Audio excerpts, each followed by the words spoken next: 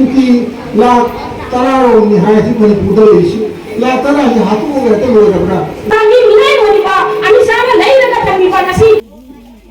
मसी video दा तारामोक चली मसी अपने लिए जे मौलवीबाजार डिस्ट्रिक्ट की कमलगंज थाना की भानुगुल खुंजादनी मसी सेप्टेम्बर डे 30 से कहीं है वैसे मैं हमने सुखंगीरमगनी मणिपुर की ओनदी यामना मरु ओइखरबा नुमिता money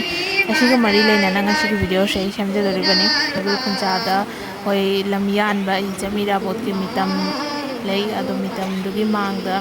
khoi mitei punja punamakte lakpa oja mayam sing imai ben punamak laktuna yanba hijamira bot ke mapok mona lakpa sida ahamba makta Bangladesh ki national flag amasung national song aduga Manipur gi national flag katuna aduga hinam leinam katlaga thoram se pangthoi ngasi hijamira bot ki mitam ge mangda akhoi program si ki ahamba ikai khuna ba uchabani aduga program se hawdori bani lamyan ba hijamira bot malem gi pukning thogat pa isai kya tang suirame mangse freedom fighter ni politician amani aduga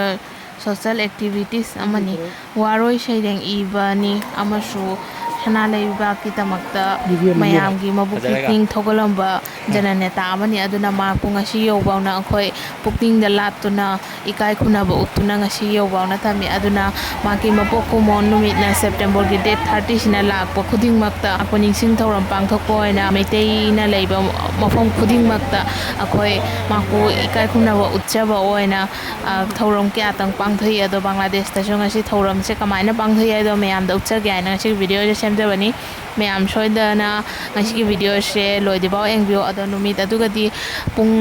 tara dagi hauna sandagi pung taruk fauna adum program je continue oribani ado program dagi maru oraba tangban khara mayam da adum utcharake mayam adum engview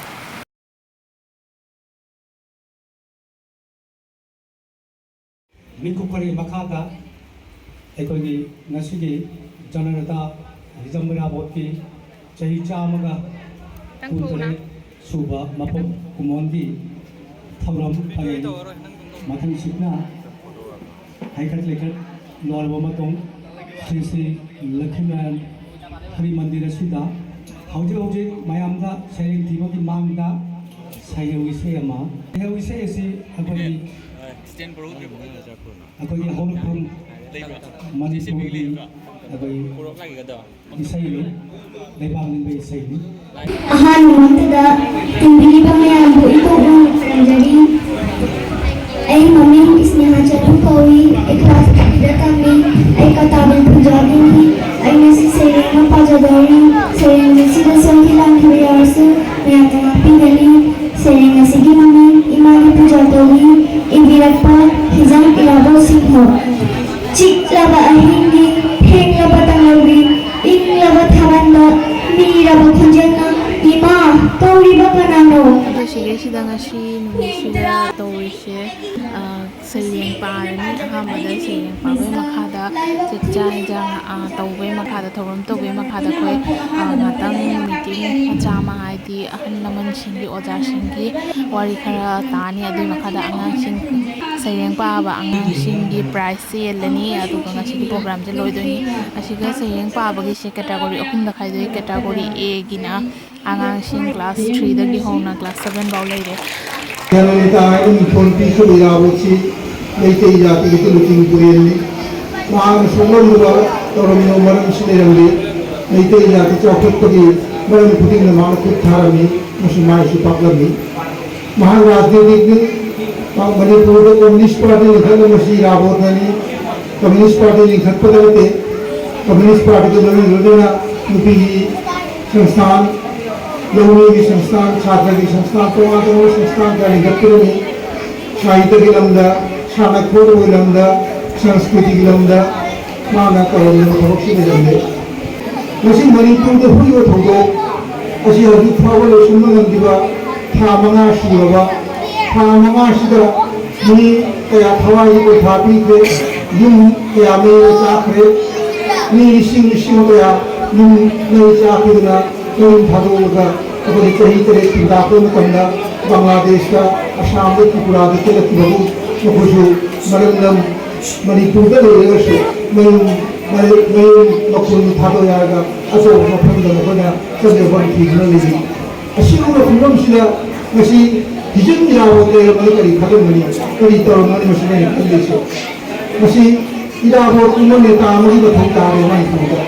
ꯑꯩꯒꯤ ꯀꯩꯅꯣ ꯆꯠꯂꯕ ꯃꯤꯠꯌꯦꯡꯗ ꯑꯩꯅ ꯃꯔꯝ ꯑꯍꯨꯝꯗ ꯑꯩꯅ ꯄꯨꯊꯣꯛꯆꯩ ꯃꯔꯝ ꯑꯍꯨꯝꯁꯤ ꯑꯣꯏꯔꯒꯗꯤ ꯃꯅꯤꯄꯨꯔꯒꯤ ꯑꯋꯥꯕꯁꯤ ꯀꯣꯛꯍꯟꯕ ꯌꯥꯒꯗ꯭ꯔꯥ ꯍꯥꯏꯅ ꯅꯝꯕꯔꯅ ꯉꯁꯤ ꯃꯅꯤꯄꯨꯔꯒꯤ ꯏꯟꯗꯤꯌꯥꯒꯤ ꯁꯦꯟꯇ꯭ꯔꯦꯜ ꯒꯣꯚꯔꯟꯃꯦꯟꯠꯅ ꯀꯔꯤꯒꯨꯝꯕ ꯃꯉꯣꯟꯗ ꯈꯨꯠ ꯊꯥꯔꯕ ꯇꯁꯦꯡꯅ ꯃꯣꯏꯅ ꯄꯨꯛꯅꯤꯡ ꯁꯦꯡꯅ ꯈꯨꯠ ꯊꯥꯔꯕ ꯃꯅꯤꯄꯨꯔꯒꯤ ꯊꯧꯔꯝ ꯑꯁꯤꯕꯨ ꯂꯣꯏꯁꯤꯟꯕ ꯉꯝꯒꯅꯤ ꯀꯣꯡꯒ꯭ꯔꯦꯁꯀꯤ ꯔꯥꯖꯤꯕ ꯒꯥꯟꯙꯤꯅ ꯍꯥꯏꯈꯤꯕ ꯋꯥ ꯑꯃ ꯂꯩ ꯏꯟꯗꯤꯌꯥꯒꯤ ꯃꯤꯂꯤꯇꯔꯤꯗ ꯈꯨꯠꯁꯤꯅ ꯊꯣꯛꯄ ꯑꯃꯇꯪ ꯅꯨꯃꯤꯠ ꯍꯨꯝꯅꯤꯇꯪ ꯆꯪꯒꯅꯤ ꯍꯥꯏꯅ ꯃꯅꯤꯄꯨꯔꯁꯦ ꯁꯥꯟꯇꯤꯒꯤ ꯑꯌꯦꯡꯕ ꯐꯤꯕꯝꯗ ꯄꯨꯔꯛꯄꯗ ꯅꯨꯃꯤꯠ ꯍꯨꯝꯅꯤꯗꯒꯤ ꯍꯦꯟꯅ ꯆꯪꯉꯣꯏ ꯍꯥꯏꯅ ꯑꯩ ꯊꯥꯖꯩ ꯃꯗꯨ ꯑꯅꯤꯁꯨꯕꯅ ꯀꯔꯤ ꯇꯧꯔꯒ सरकारना कोई मणिपुर से शांति पुरक ngमदबनिना सरकार का लेबिरनो हानगु निथो पांदो बाग लेमदो अदुमाय तो नको हनी मियालो अपुरी और दिन सोते जरग लांजे उनकी जरान तो रोने केना एजे कोई सोने जरगे अदु को थादो किवा अदु करगदी एई थाजे बला अको याम लायना उनकी मायाम नमत्तुना मणिपुर को शांति पुरक ngमनाय थे सी उनकी ला तरारो निहाय से मणिपुर दे लेसी ला तरा से हाथों में रहते लोग अपना लांग ले रहे थे लोग इहुदी को सेकंड वर्ल्ड वॉर में तब जा जर्मनी कैंसलर हिटलर इहुदी 60 मिलियन हाथों किया रहा है 60 मिलियन इहुदी हाथ जो इहुदी तुम ना मुट्ठी के मांग के ऐसी इहुदी जान लेगी पृथ्वी जैसी इहुदी ने चलाई गई अदुनी अकुल कुकी लातरा तो हाथोगा कुकी लोग फिरते थे लोग है तो शुरू हो गया अहुल शुरू मना करी वर्ग लोग ने आजा थादोंग थमगा नोई थोक तौंग तौनो करी वर्ग ने तल्लगा लान तौंग तन्नरा तो चुरिया है कोई लान तौंग की तौंगा कुकी जी फंगे बीते फंगे वार का पोथा ना रही तो शिकांत रखते तन्ना लापो शुरू अदु शुरू हो गया अदु नशु शांति की पुरको यारो लोग दिया अदुसु अदु महाकी को दिवातन तशीन हारंगा करिवंगा नोदनी से जनन दाबुगा इराबो कुंबा लीडर अमा कोई मणिपुर तो लेगा तो इराबो पृथ्वी सिगा अनि सुनो ओय अदु अखैना मोहकी मतौदो समझारगा अखैना मोहकी मतौ सिगा अखैना अखैसु चेष्टा तौबा नेपजादे अखैना मसी बांग्लादेश मनुसिगा जामना सोरगा जाति अमोय मचा मशुशिंगी नसीगी वारी बला थिंगरीबा छोईबा इमान इचा को वफन इमान इचा को वफन दिबा इचा ने इमान को वफन दिबा मुक्ति बला मपुर बदी को वफन दिबा अशिगो अवाबा मयam से मकोनी मचा मशुशिंगी करी तनंगे मकोनी रुपा पाइबनी ना पैसा पाइबनी ना अमेरिका लंदन चौक बनेगा कतारी काशु तंगुगा सर्विस को गुना लेरी मकोनी हुजी हुजीता कोई अवाना तारीबा मणिपुर अवाना तारी से अकोई दुबा आयरा रबा चिका रबा लनु कोई बा थव मचा मचा कोबा बना तो कंफर्मी बा कोई तकनी अवा बनंगी बा अदुबा कोई कोबा बिने होई कोबा मोगी मिनिस्टर मेया मेनबा मणिपुर अकोई मचा मशु सिंगी अकोई लांजावी हने थौ लो ना तो हेप पदा आई को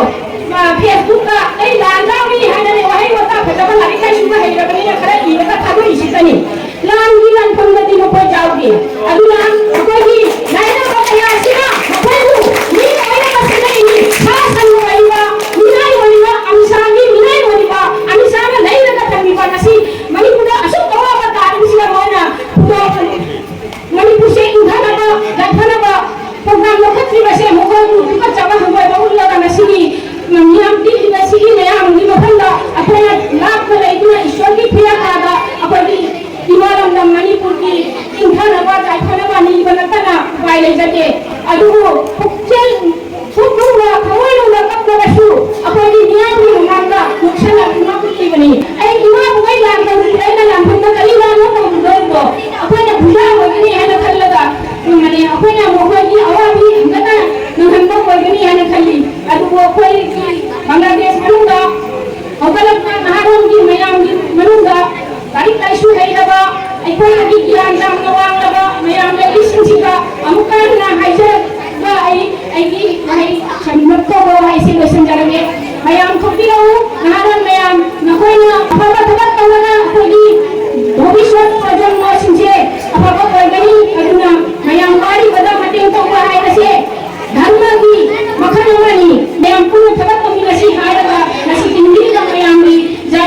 ꯍꯥꯏꯖꯔꯒ ꯃꯇꯥꯡ ꯑꯁꯤꯗ ꯂꯣꯏꯁꯤꯟꯖꯔꯦ ꯃꯌꯥꯝꯗ ꯑꯃꯨꯛꯀꯁꯨ ꯏꯀꯥꯏ ꯈꯨꯝꯅꯕ ꯎꯠꯆꯔꯤ ꯃꯀꯣꯛ ꯀꯨꯝꯕ ꯅꯨꯃꯤꯠ ꯑꯁꯤꯗ ꯉꯁꯤ ꯃꯍꯥꯛꯅ ꯇꯧꯔꯝꯕ ꯊꯕꯛꯇꯨꯕꯨ ꯃꯍꯥꯛꯅ ꯇꯧꯔꯝꯃꯤꯕ ꯃꯍꯥꯛꯅ ꯊꯥꯡꯂꯝꯃꯤꯕ ꯈꯣꯡꯊꯥꯡ ꯑꯗꯨꯕꯨ ꯑꯩꯈꯣꯏꯅ ꯅꯤꯡꯁꯤꯡꯖꯕ ꯅꯠꯇꯅ ꯑꯩꯈꯣꯏ ꯀꯔꯤꯃꯠꯇ ꯇꯧꯅꯤꯡꯉꯥꯏ ꯂꯩꯇꯦ ꯍꯥꯏꯕꯁꯨ ꯌꯥꯔꯣꯏ ꯃꯔꯝꯗꯤ ꯃꯍꯥꯛꯅ ꯊꯥꯡꯂꯝꯃꯤꯕ ꯈꯣꯡꯊꯥꯡꯗꯨꯕꯨ ꯑꯩꯈꯣꯏꯅ ꯌꯦꯡꯂꯨꯔꯒ ꯃꯗꯨꯗꯩꯅꯤ ꯑꯩꯈꯣꯏꯅ ꯆꯠꯄ ꯍꯩꯔꯛꯀꯗꯧꯔꯤꯁꯦ ꯃꯍꯥꯛꯅ ꯇꯧꯔꯝꯃꯤꯕ ꯊꯕꯛꯇꯨꯒꯤ ꯋꯥꯔꯤꯗꯨ ꯇꯥꯔꯨꯔꯒꯅꯤ ꯋꯥꯔꯤꯗꯨꯗꯩꯅꯤ ꯑꯩꯈꯣꯏꯅ ꯑꯃꯗ ꯋꯥꯔꯤ ꯂꯤꯕ ꯉꯝꯃꯛꯀꯗꯧꯔꯤꯁꯦ ꯑꯗꯣ ꯑꯩꯈꯣꯏꯅ ꯋꯥꯔꯤꯁꯤꯁꯨ ꯈꯔ ꯈꯔ ꯇꯥꯕꯒꯤ ꯃꯊꯧ ꯇꯥꯏ ꯋꯥꯔꯤꯗꯣ ꯇꯥꯅꯤꯡꯗ꯭ꯔꯒꯗꯤ ꯋꯥꯔꯤꯗꯣ ꯇꯥꯕ ꯇꯜꯂꯒꯗꯤ ꯑꯩꯈꯣꯏ ꯌꯥꯔꯔꯣꯏ ꯃꯔꯝ ꯑꯗꯨꯅ ꯑꯩꯅ ꯍꯥꯏꯖꯅꯤꯡꯉꯤ ꯉꯁꯤꯒꯤ ꯅꯨꯃꯤꯠ ꯑꯁꯤꯗ ꯑꯩꯈꯣꯏ ꯅꯍꯥꯔꯣꯜꯅꯆꯤꯡꯕ ꯉꯁꯤꯒꯤ ꯍꯧꯔꯛꯂꯤꯕ ꯑꯉꯥꯡꯁꯤꯡꯁꯤꯅꯆꯤꯡꯕ ꯂꯝꯗꯝꯁꯤꯗ ꯃꯅꯤꯄꯨꯔꯁꯤꯅ ꯃꯌꯣꯟ ꯑꯣꯏꯔꯒ ꯑꯩꯈꯣꯏ ꯃꯅꯤꯄꯨꯔꯤꯅꯤ ꯃꯅꯤꯄꯨꯔꯗ ꯁꯤꯟꯅꯒꯦ ꯁꯤꯟꯅꯁꯅꯨ ꯃꯈꯣꯏ ꯍꯥꯠꯅꯒꯦ ꯍꯥꯠꯅꯁꯅꯨ ꯑꯩ ꯕꯪꯒ꯭ꯂꯥꯗꯦꯁꯇꯗꯤ ꯂꯥꯛꯅ ꯀꯅꯥ ꯑꯃ ꯑꯩꯈꯣꯏꯗ ꯍꯥꯠꯂꯔꯣꯏ ꯊꯤꯜꯂꯔꯣꯏ ꯍꯥꯏꯗꯅ ꯈꯪꯗꯣꯛꯄꯁꯨ ꯑꯩꯈꯣꯏ ꯃꯔꯛꯁꯤꯗ ꯑꯗꯨꯝ ꯌꯥꯎꯔꯤ ꯃꯈꯣꯏꯒꯤ ꯃꯔꯝꯗ ꯑꯩꯅ ꯍꯥꯏꯖꯅꯤꯡꯉꯤ ꯑꯩꯈꯣꯏꯒꯤ ꯉꯛꯁꯦ ꯀꯣꯛꯇ ꯂꯋꯥꯏ ꯂꯦꯝꯐꯨꯗ ꯉꯛꯁꯦ ꯀꯊꯠꯂꯒ ꯑꯩ ꯍꯛꯆꯥꯡꯁꯤ ꯍꯤꯡꯍꯧꯒꯅꯤ ꯍꯥꯏꯕ ꯋꯥꯈꯜ ꯄꯨꯔꯤꯕ ꯃꯤꯑꯣꯏꯗꯣ ꯃꯍꯥꯛꯁꯤ ꯏꯟꯗ꯭ꯔꯥ ꯃꯅꯨꯡꯗꯅꯤ ꯂꯩꯔꯤꯁꯦ ꯃꯥꯁꯦ ꯇꯥꯏꯕꯪ ꯃꯥꯂꯦꯝ ꯊꯣꯡ ꯃꯄꯥꯟꯗ ꯂꯩꯕ ꯅꯠꯇꯦ ꯑꯩꯅ ꯍꯥꯏꯖꯅꯤꯡꯉꯤ ꯃꯍꯥꯛꯅ ꯂꯩꯔꯤꯕꯁꯤ ꯏꯟꯗ꯭ꯔꯥ ꯃꯅꯨꯡꯗꯅꯤ ꯃꯍꯥꯛꯀꯤ ꯏꯟꯗ꯭ꯔꯥꯗꯨꯅ ꯃꯗꯨꯗ ꯂꯩꯕ ꯃꯥꯂꯦꯝꯗꯨꯗꯅꯤ ꯃꯍꯥꯛꯅ ꯎꯔꯤꯕꯁꯦ ꯉꯁꯤ ꯃꯅꯤꯄꯨꯔꯗ ꯊꯣꯛꯂꯤꯕ ꯊꯧꯗꯣꯛ ꯋꯥꯊꯣꯛ ꯃꯌꯥꯝ ꯑꯋꯥ ꯑꯅꯥ ꯅꯪꯂꯤꯕ ꯃꯌꯥꯝ ꯑꯁꯤ ꯑꯋꯥ ꯑꯅꯥ ꯑꯁꯤ ꯑꯩꯈꯣꯏꯒꯤ ꯏ ꯍꯧꯔꯛꯄ ꯃꯐꯝꯅꯤ ꯃꯅꯤꯄꯨꯔ ꯏꯃꯥ ꯂꯝꯗꯝ ꯍꯥꯏꯔꯤꯕ ꯑꯩꯈꯣꯏꯒꯤ ꯏꯔꯝꯗꯝ ꯍꯥꯏꯕꯁꯤ ꯃꯗꯨꯗ ꯅꯨꯡꯉꯥꯏꯇ꯭ꯔꯒ ꯉꯁꯤ ꯑꯩꯈꯣꯏꯅ ꯕꯪꯒ꯭ꯂꯥꯗꯦꯁꯇ ꯅꯨꯡꯉꯥꯏꯊꯣꯛꯒꯅꯤ ꯑꯩꯈꯣꯏ ꯃꯐꯝꯁꯤꯗ ꯅꯨꯡꯉꯥꯏꯅꯤ ꯍꯥꯏꯕ ꯋꯥꯈꯜꯗꯤ ꯑꯩꯈꯣꯏ ꯈꯟꯗꯧꯅꯗꯦ ꯃꯁꯤ ꯑꯩꯅ ꯃꯌꯥꯝꯗ ꯍꯥꯏꯖꯅꯤꯡꯉꯤ ꯑꯗꯨꯒ ꯉꯁꯤꯒꯤ ꯁꯩꯔꯦꯡ ꯄꯥꯈ꯭ꯔꯤꯕ ꯑꯉꯥꯡꯁꯤꯡ ꯁꯩꯔꯦꯡꯗ ꯁꯩꯗꯥꯅꯕꯗ ꯁꯔꯨꯛ ꯌꯥꯈꯤꯕ ꯑꯉꯥꯡꯁꯤꯡ ꯑꯩꯅ ꯌꯥꯝꯅ ꯊꯥꯒꯠꯆꯩ ꯃꯔꯝꯗꯤ ꯉꯁꯤꯒꯤ ꯑꯉꯥꯡꯁꯤꯡꯁꯤ ꯃꯇꯝ ꯑꯃꯗ ꯑꯩꯈꯣꯏ ꯉꯁꯤꯁꯤꯗ ꯑꯩꯈꯣꯏꯒꯤ ꯏꯀꯥꯏ ꯈꯨꯝꯅꯔꯕ गेस्ट होनरेबल गेस्ट होना फंबीरी बांग्लादेश की संग्राहक ओजा ए.के. श्रीराम महात्मे करीने कोइना मणिपुरी भाषा को बेसुना उन्मोन संस्था की थबक से तोगलप मतंदा अखोई अंगांग जिंसे मिते रो हाइब ngam मैत्री रो नसी मरोल फोक लरोइद्रा हाइब के अदुम चिंगबा मको के फारो की थमोइदा मसी फारो पदगी ngasi di mai की एरिया दा बालुगास की ना बालुगास सिले की ना सिले दामाई की ना दामा असुमा ना माई की एरिया दा खवाई अदुगुम्बा लोन मुसीबा इजाती मुसीबा नियो खरा चोरो पिरतना अंगांग सिंसु को मैते नो तबी ताफी ना बगी लोन कोन तबी ताफी ना बगी हुमर बगी रिजाल दुनियासी असिदन मी मियोय हुपु की मथकर गसी सैदाल को मैं को ना उजरी गसी आई मको खाने दबंग में मरमदी आई खपना ने हेक्टर बांग्लादेश ओदो की हाइना इन सिद्धल लामरो मगे हेक्टर ओदो को जाबलते आई की युवा दुगा थाजाबा आई की युवा दुगा खने जानिबा अदुगुम्बा नुसिबा अदुगुम्बा मियो जाउरगदी आई खपना बांग्लादेश से को जाबो अदुबो अहम बदि आई से चेंज हो बताय आई वखन दुआना चुनो भी बताय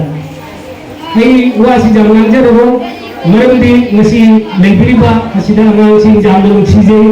makoi sumbutamba angang sing sida akoi bunna chahi chi ore pok akoi leidaro ira potumna ngasi makoi na chakki badona akoi su chak khani no manate no modi nakoi ne lehongani bangladesh ki maitri sing di luching mama moina nakoi na मैदान दी पाएगा नकोने phenol पाएगा बांग्लादेश का सु मैते ले इबा मयाम से नसी नि पिकना बनो अंगांग सिंग सिना नसी इरा बफुन थोड़ा गनो न लुचिंग पुरे नो न नो न लमजी न चक्ति गदो मसी की मगा नसी पुरेगा आइन ताइबंदी मोमा मंगो ने मांग फुता आरगसु नकोई न नसी की आसासी मत हमम लगा आइन नकोई मरत के आई तो न चक्ति गदो कले नसी हारगा आई नसी के उहाया से मतम सिदा तेजिन जरे अदुबा ngasi ki thorum mana api bole chinga thorum pare asi mission ki thorum pare ngasi ga ai me am ki amusu ja solo tere ga angasing class sei yang pa bagina class 3 day hauna class 6 pau leire aduga category B gina class 7 dagina class 10 bao aduga 11 dagi hona graduation bao na adum category C da ohelle ngasi gi numichiga perform to ba angang sing punamakta certificate amama pi aduga category ohum gi first second and third hadi category A gi first second and third category B gi first second and third and category C gi first second and third ki prize tongan babi makoi gi pukning hen thogat na batamakta first position दा ए group की ज्योतिका चलो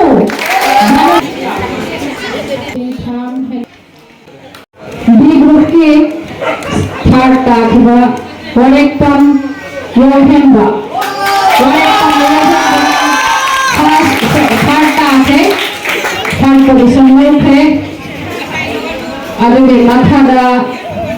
अवांग तंगम लमजिंग बिलाइना second position